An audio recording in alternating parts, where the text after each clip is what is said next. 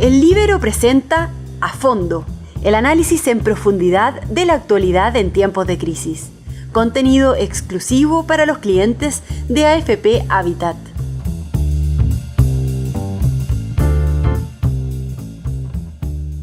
¿Cuál ha sido el impacto de la pandemia en la industria de la salud y cuáles son las perspectivas de recuperación en Chile? La menor demanda en prestaciones clínicas y los gastos extraordinarios para enfrentar el COVID-19, sumado al miedo de las personas de asistir a los centros asistenciales por el contagio y a los requerimientos que ha exigido el MinSal, ha dejado a este sector y particularmente a las clínicas privadas en un estado crítico, provocando una crisis financiera en la industria sin precedentes. Si bien ya ha comenzado una lenta recuperación, a medida que retroceden los contagios, el panorama para el sector todavía es incierto. Soy Magdalena Olea, periodista de El Líbero, y en este podcast, exclusivo para los clientes de AFP Habitat, les contaré de qué manera el coronavirus ha provocado una crisis sanitaria y financiera en las consultas médicas, clínicas y centros asistenciales del país y cuáles son los desafíos y perspectivas para la recuperación de esta industria.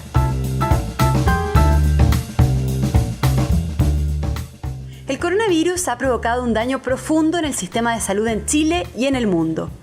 Si bien se podría pensar que la industria sanitaria se beneficia por esta pandemia, el sector está enfrentando una situación económica muy compleja, y esa es la gran paradoja.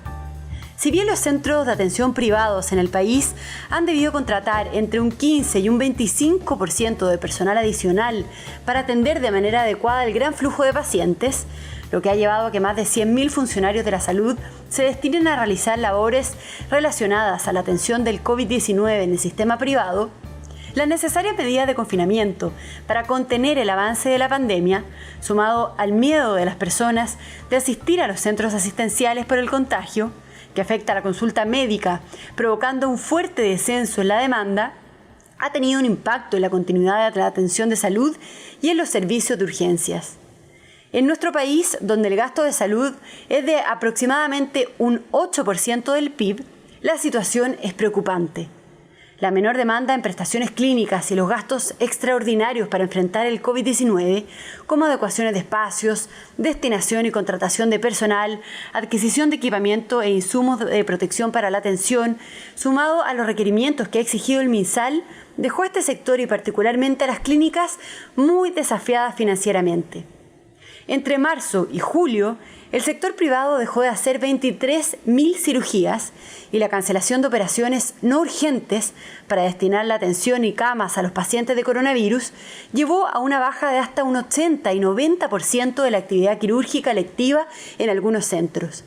Se dice que comparado a 2019, el sector privado dejó de realizar más de 100.000 intervenciones, lo que finalmente se traduce en una caída en torno al 50% de sus ingresos en comparación al año pasado.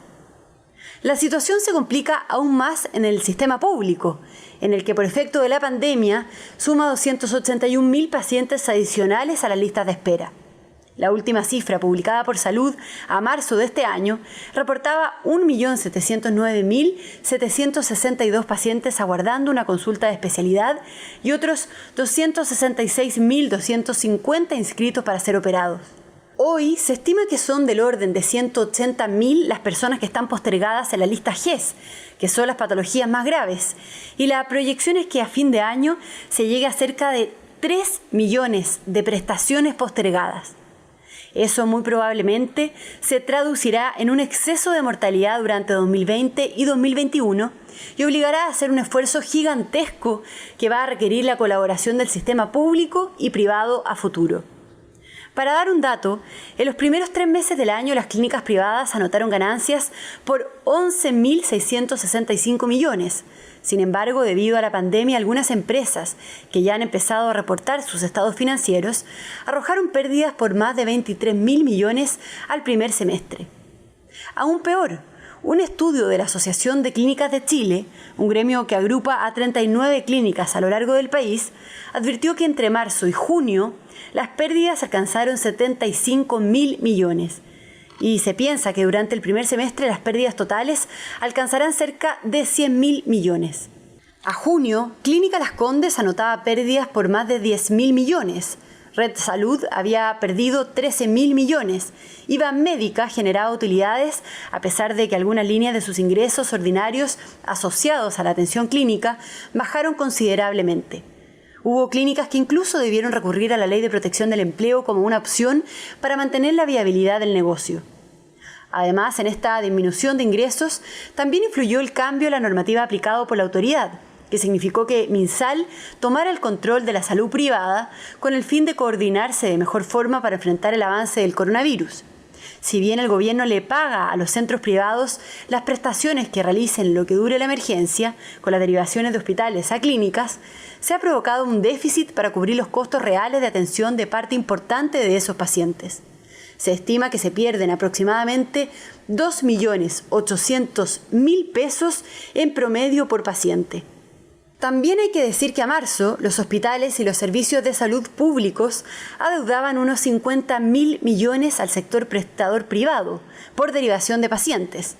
Esas deudas, que se mantenían congeladas por más de 8 meses, ya han empezado a pagarse, en parte por la intermediación del mismo Ministerio y FONASA, pero aún no se ha regularizado por completo esa situación y aproximadamente se calculan 6 meses promedio de atraso en el pago de la deuda. Hoy, con un nivel de contagio que retrocedió en Chile y con el levantamiento de las cuarentenas, sobre todo en el Gran Santiago, lo que ha significado un retorno paulatino de la actividad en distintos frentes, las clínicas por fin respiran. Y es que el actual contexto ha llevado a que las personas lentamente retomen sus tratamientos y sus consultas postergadas, aunque el sector no olvida que la situación financiera continúa siendo delicada.